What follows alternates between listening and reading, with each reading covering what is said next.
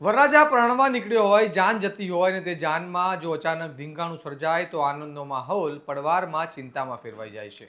સામાન્ય રીતે લગ્ન પ્રસંગે ખુશી, નાચગાન અને ઉત્સાહનો માહોલ જોવા મળતો હોય છે, પરંતુ અમરેલી જિલ્લાના ધારીમાં એવી જ એક ઘટના સામે આવી છે, જ્યાં લગ્નના વરઘોડામાં અંદરો અંદર થયેલી માથાકૂટે આખો માહોલ ગરમાવી દીધો અને મામલો મારામારી સુધી પહોંચી ગયો. આ ઘટનામાં એક વ્યક્તિને ઈજાઓ પણ પહોંચી છે. આવો વિગતે વાત કરીએ સમગ્ર મામલા વિશે આ અહેવાલમાં. નમસ્કાર, હું ચિરાગ વર્ષાબેન. આપ જોઈ રહ્યા છો સ્વમાન. લગ્ન પ્રસંગ એટલે ખુશીના પળો, પરિવારજનો અને સગા સંબંધીઓનો મેળાવડો, નાચગાન અને આનંદનો માહોલ. પરંતુ અમરેલી જિલ્લાના ધારી તાલુકામાં લગ્ન પ્રસંગ દરમિયાન થયેલી મારામારીનો વિડીયો હાલ સમગ્ર પંથકમાં ચર્ચાનો વિષય બન્યો છે.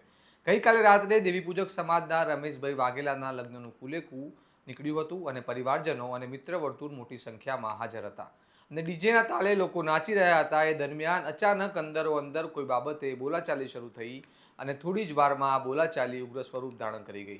બોલાચાલી બાદ કેટલાક લોકો વચ્ચે ધક્કા મૂકી અને મારામારી શરૂ થઈ ગઈ અને લગ્ન પ્રસંગમાં હાજર લોકો એકબીજા પર તૂટી પડ્યા હતા અને વાત એટલી વધી ગઈ કે સમગ્ર વરઘોડાનો માહોલ તણાવપૂર્ણ બની ગયો. આ ઘટનાના કેટલાક દ્રશ્યો ત્યાં હાજર લોકોના મોબાઈલમાં કેદ થયા અને હવે આ વિડીયો સોશિયલ મીડિયા પર ઝડપથી વાયરલ થઈ રહ્યો છે. આ મારામારી દરમિયાન એક વ્યક્તિને ગંભીર ઈજાઓ પહોંચી હતી અને ઘટનાની જાણ થતાં જ આસપાસના લોકો અને પરિવારજનો દ્વારા તાત્કાલિક ઈજાગ્રસ્ત વ્યક્તિને નજીકના દવાખાને સારવાર માટે ખસેડવામાં આવ્યો હતો.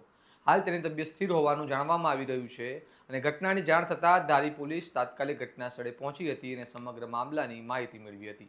પોલીસે બંને પક્ષો સામે ફરિયાદ નોંધી તપાસ હાથ ધરી છે અને પોલીસ દ્વારા વાયરલ થયેલા વિડીયો અને સાક્ષીઓના નિવેદનોના આધારે વધુ તપાસ કરવામાં આવી રહી છે. આ ઘટનામાં એક બીજી ચોંકાવનારી બાબત પણ સામે આવી છે. વાયરલ થયેલા વિડીયોમાં કેટલાક સ્થળોએ મહિલાઓ વચ્ચે પણ ઉગ્ર બોલાચાલીના તણાવના દ્રશ્યો જોવા મળી રહ્યા છે.